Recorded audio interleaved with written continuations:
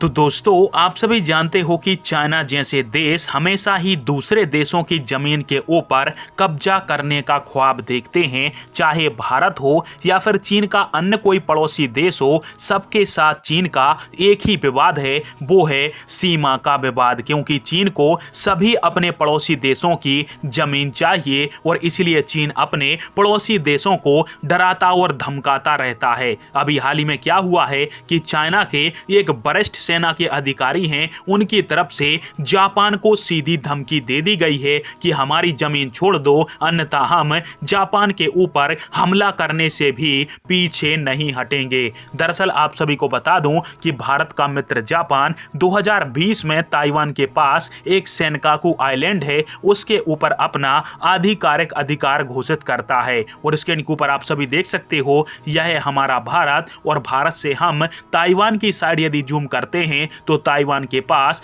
बहुत ही छोटा सा आइलैंड है जिसको जापान कहता है सेनकाकू आइलैंड, और वहीं चाइना की तरफ से इस आइलैंड को दियागू आइलैंड कहा जाता है। और इस पर अभी फिलहाल में जापान का कब्जा है, परंतु इसी आइलैंड को लेकर जो चीनी पीएलए आर्मी के एक ऊंचे पद पर पदस्थ वरिष्ठ आर्मी ऑफिसर हैं जिनका नाम है हे लेई, उनकी तरफ से जापान और सनकाकू आइलैंड को लेकर यह जवाब दिया गया एक इंटरव्यू के दौरान कि जो सनकाकू आइलैंड है वो चाइना का ऑफिशियल हिस्सा है और ताइवान भी हमारा ही हिस्सा है। इस आइलैंड को लेकर हम जापान के साथ कोई युद्ध नहीं चाहते हैं, परंतु यदि इस आइलैंड को लेने के लिए हमें जापान के साथ युद्ध भी लड़ना पड़ा तो चीन पीछे नहीं हटेगा। और इसके ऊपर आप सभी इसका आर्टिकल देख सकते हो। और इस प्रकार के बयानबाजी से एक बात तो अब साफ लगती है कि चाइना भी ताइवान के ऊपर कोई बड़ा एक्शन लेने वाला है। जय हिंद, वंदे मातरम।